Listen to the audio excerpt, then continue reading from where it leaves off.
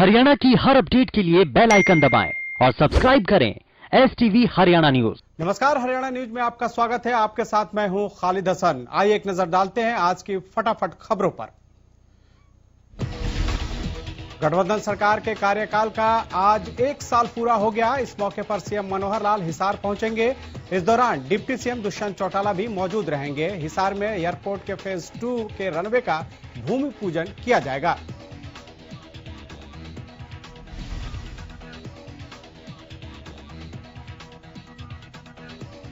इस दौरान केंद्रीय नागरिक उड्डयन मंत्री हरदीप पुरी भी कार्यक्रम में शामिल होंगे। सीएम कई विकास परियोजनाओं का उद्घाटन और शिलान्यास करेंगे। साथ ही सभी जिलों के लिए नई विकास परियोजनाएं होंगी। कार्यक्रम के बाद सीएम मनोहर लाल प्रेस वार्ता भी करेंगे।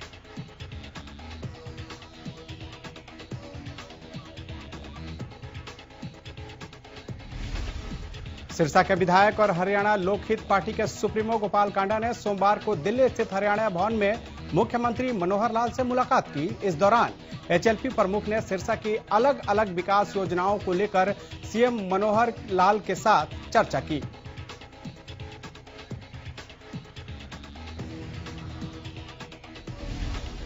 सीएम मनोहर लाल के सामने सिरसा के विधायक गोपाल कांडा ने सिरसा में मेडिकल कॉलेज का निर्माण कार्य जल्द शुरू करवाने और सिरसा मिनी बाईपास को लेकर बातचीत की। इस दौरान सीएम ने आश्वासन दिया कि सिरसा के विकास में धन की कोई कमी नहीं आने दी जाएगी। विकास से संबंधित योजनाओं पर जल्द से जल्द कार्य शुरू किया जाएगा।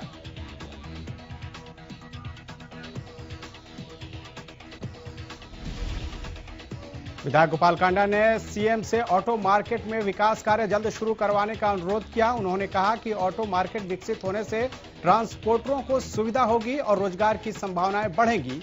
उन्होंने कहा कि ऑटो मार्केट तक एक अन्य मार्ग विकसित किए जाने की जरूरत है।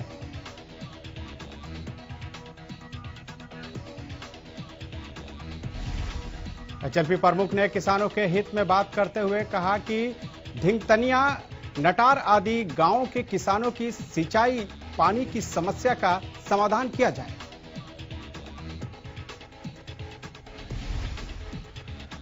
वहीं HLP प्रमुख गोपाल कांडा ने मुख्यमंत्री के समक्ष सिरसा शहर के विकास को लेकर भी चर्चा की। विधायक ने कहा कि सिरसा नगर में गलियों और सड़कों का निर्माण अपेक्षित है, क्योंकि नगर परिषद का स्थायी अध्यक्ष नहीं होने के चलते विकास कार्य लंबित पड़े हैं। उन्होंने कहा कि जलभराव की समस्या का समाधान भी जरूरी है।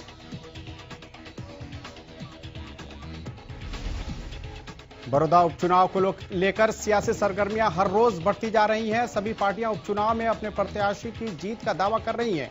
बात चुनाव प्रचार की करें तो पार्टियों के कार्यकर्ताओं से लेकर दिग्गजों ने बड़ौदा में डेरा डाल दिया है। सभी अपने अपने उम्मीदवारों के लिए चुनाव प्रचार कर रहे हैं। इनेलो सुप्रीमो OP चौटाला से लेकर पूर्व सीएम भूपेंद्र सिंह हुड्डा सभी पार्टी प्रत्याशी के लिए जमकर चुनाव प्रचार कर रहे हैं। सोमवार को बड़ौदा में इनेलो सुप्रीमो OP चौटाला, पूर्व सीएम भूपेंद्र सिंह हुड्डा, कांग्रेस प्रदेश अध्यक्ष कुमारी सैलजा और बीजेपी प्रदेश अध्यक्ष OP धनखड़ ने पार्टी प्रत्याशी के लिए प्रचार किए। चुनाव प्रचार के दौरान सभी ने एक दूसरे पर जमकर निशाना साधा।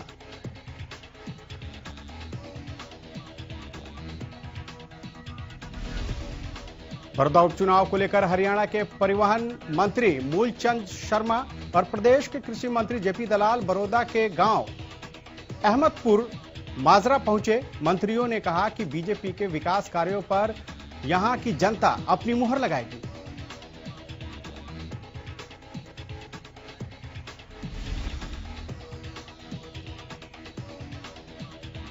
मंत्रियों ने बीजेपी प्रत्याशी योगेश्वर दत्त के लिए प्रचार करते हुए ग्रामीणों से कहा कि बीजेपी सरकार बिना भेदभाव के विकास कार्य करने वाली है। साथ ही उन्होंने कहा कि मुख्यमंत्री मनोहर लाल के नेतृत्व में भ्रष्टाचार पर नकेल कसी गई है।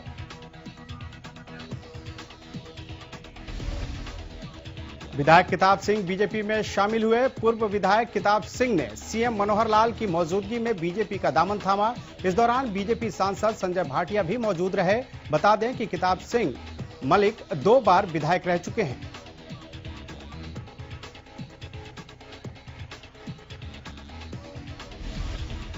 बड़ौदा हल्के के ठसका गांव में पूर्व मुख्यमंत्री भूपेंद्र सिंह हुड्डा पहुंचे। इस दौरान उन्होंने उपचुनाव को लेकर कांग्रेस पार्टी के उम्मीदवार के पक्ष में प्रचार कर जनता से वोट की अपील की। पूर्व मुख्यमंत्री भूपेंद्र सिंह हुड्डा ने इस दौरान बीजेपी पर जमकर निशाना साधा।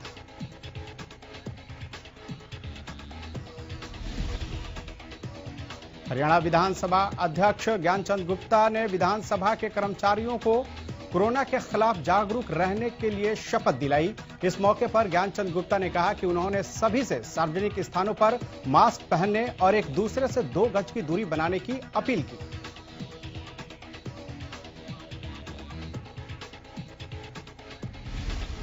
इसके साथ ही ज्ञानचंद गुप्ता ने कहा कि 5 नवंबर से शुरू होने वाली विधानसभा की कार्रवाई के दौरान भी सभी विधायकों और कर्मचारियों से कोरोना टेस्ट कराकर आने के लिए कहा गया है।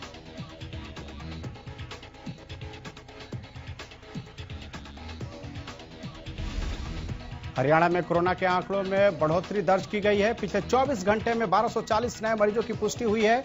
गुरुग्राम में 366 और फरीदाबाद में 186 नए केस सामने आए हैं।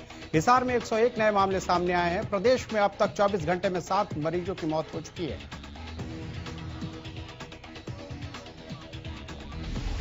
प्रदेश में अब तक कुल 1727 कोरोना मरीजों की मौत हो चुकी है। वहीं अब तक हरियाणा में कुल 1,58,304 केस सामने आए हैं। पिछले 24 घंटे में 1086 मरीजों ने कोरोना को मात दी है। फतेहाबाद में बीते 24 घंटे में कोरोना के 64 नए केस सामने आए हैं। फतेहाबाद में बीते एक दिन में कोरोना से 3 लोगों की मौत हुई है।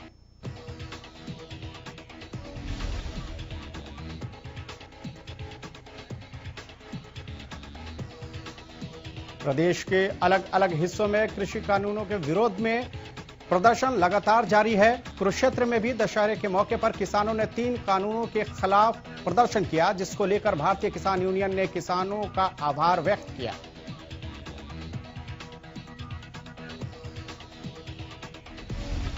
पूरे मामले को लेकर भारतीय किसान यूनियन के प्रदेशाध्यक्ष गुरनाम सिंह ने कहा कि किसानों ने जो कर दिखाया है उसके लिए किसानों के हौसले को सलाम करते हैं, जिसके लिए वो देश के किसान भाइयों का आभार व्यक्त करते हैं।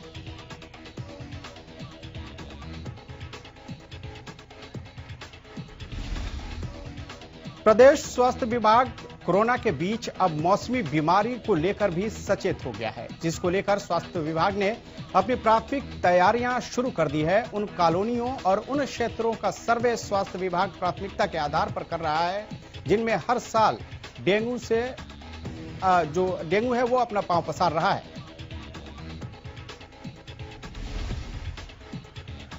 स्वास्थ्य विभाग इन क्षेत्रों में जांच के साथ निःशुल्क मच्छरदानी देने का कार्य भी कर रहा है। टोहाना शहरी क्षेत्र में 10 कॉलोनियों को प्रशासन के द्वारा चिन्हित किया गया है, जहां पर असर डेंगू और मलेरिया जैसी बीमारियां अपने पांव पसारती हैं।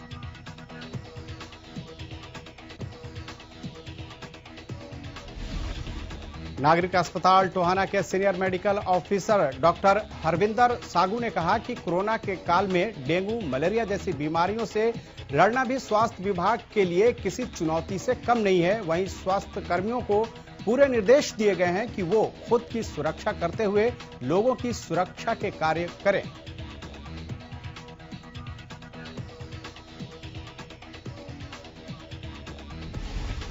प्राइवेट स्कूल के अध्यापकों ने पिछले 1 साल से वेतन नहीं मिलने के कारण डीसी और एसडीएम का पुतला फूंका। दरअसल सर छोटू राम कॉलेज प्रबंधन समिति की आपसी खींचतान के बीच साल 2014 में इस प्रबंधन समिति के अधीन कॉलेज और स्कूलों को जिला प्रशासन के अधीन करते हुए एसडीएम को इस संस्था का प्रशासक नियुक्त किया गया था।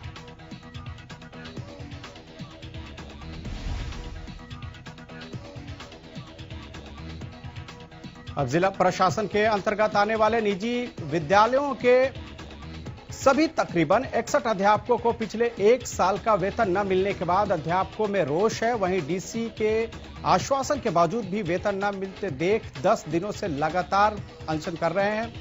अध्यापकों ने एकजुट होकर डीसी और एसडीएम का पुतला फूंका।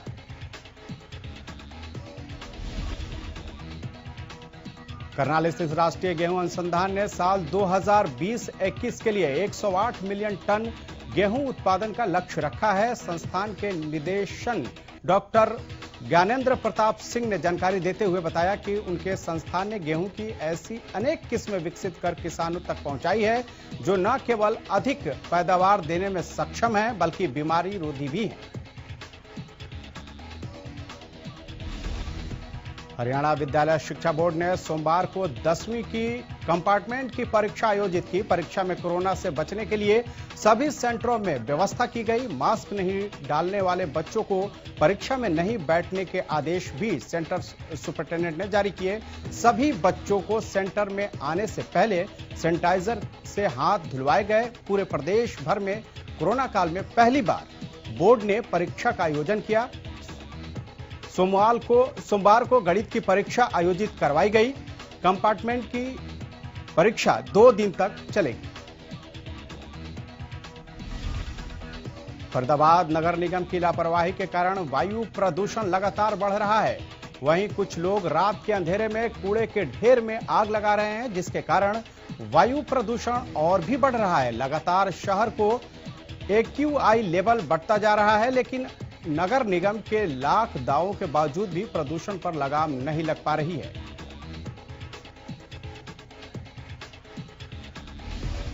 नागल चौधरी पुलिस ने बाजरे से भरे एक ट्रैक्टर ट्रॉली को काबू किया है। हालांकि चालक मौके का फायदा उठाकर भागने में कामयाब रहा।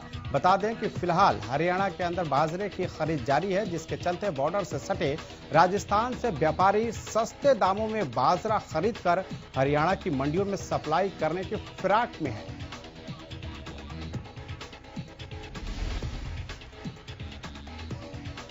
पुलिस विभाग ने बॉर्डर पर सभी रास्तों पर रोक नाके लगा रखे हैं, जिससे कोई भी व्यापारी राजस्थान से बाजरा लाकर किसानों के नाम पर हरियाणा में न बेच सके। बीती देर शाम गश्त के दौरान राजस्थान की तरफ से आ रहे ट्रैक्टर ट्रॉली को चेक किया गया, जिसमें करीब 70 क्विंटल बाजरा भरा हुआ था।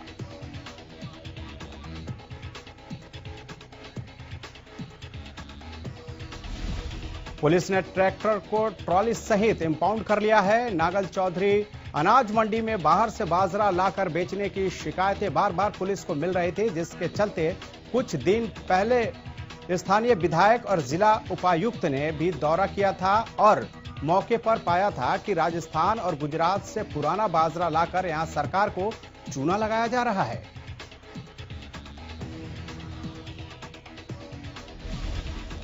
उत्तर रेलवे की ओर से आज से पंजाब में किसान आंदोलन के चलते सारी मालगाड़ियों जो कि पंजाब जाती हैं अनिश्चित काल के लिए बंद कर दी गई है। बता दें कि पैसेंजर गाड़ियां पहले ही बंद थी, अब माल गाड़ियों को भी बंद कर दिया गया है।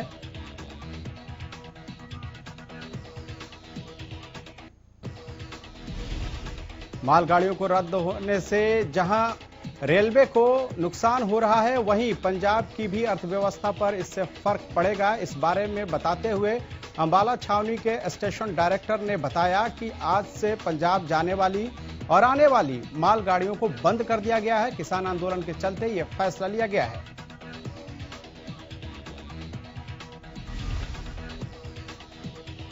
चरखी दादरी में सीएम फ्लाइंग ने चंपापुरी कॉलोनी में पेठे की मिठाई बनाने की फैक्ट्री पर छापा मारकर वहां से सैंपल कलेक्ट किए हैं। फैक्ट्री में 20 क्विंटल पेठा बना हुआ था, जिसके लिए सैंपल लिए गए हैं। सीएम फ्लाइंग के एसआई नरेंद्र कुमार ने बताया कि उन्हें गुप्त सूचना मिली थी कि चंपापुरी में एक अवैध पेठे की मिठाई फैक्ट्री चल रही है और उन्होंने कहा कि फैक्ट्री के हालात काफी खराब थे। मिठाई बनाने के प्रयोग में होने वाली चीनी वहां कच्चे पेठे के सैंपल के लिए है। इस दौरान फैक्ट्री में खराब सामान को खत्म करवाया गया।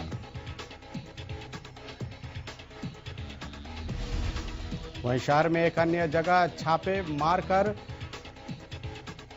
छापेमारी के बारे में बताते हुए उन्होंने कहा कि एक दुकान से 1 क्विंटल 28 किलो पॉलिथीन मिली है, उस पर भी नगर परिषद ने जुर्माना लगाया है।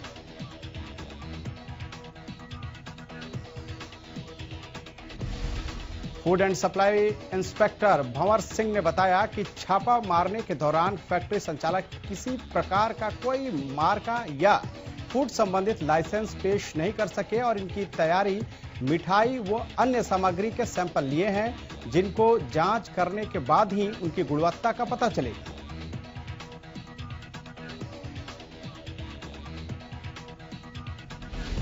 बहादुरगढ़ में जिला नगर योजनाकार विभाग ने एक बार फिर से अवैध निर्माण पर पीला पंजा चलाया। विभाग ने सुबह बहादुरपुर के नया गांव बाईपास पर बनी 8 दुकानों को तोड़ दिया।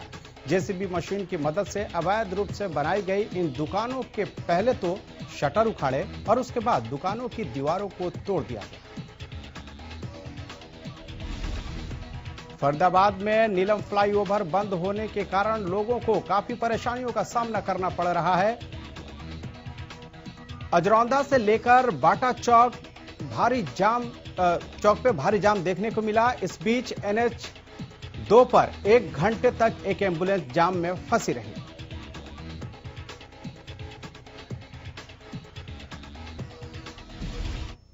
फटाफट में बस इतना ही। मुझे दीजिए इजाजत। आप देखते रहिए हरियाणा न्यूज। नमस्कार।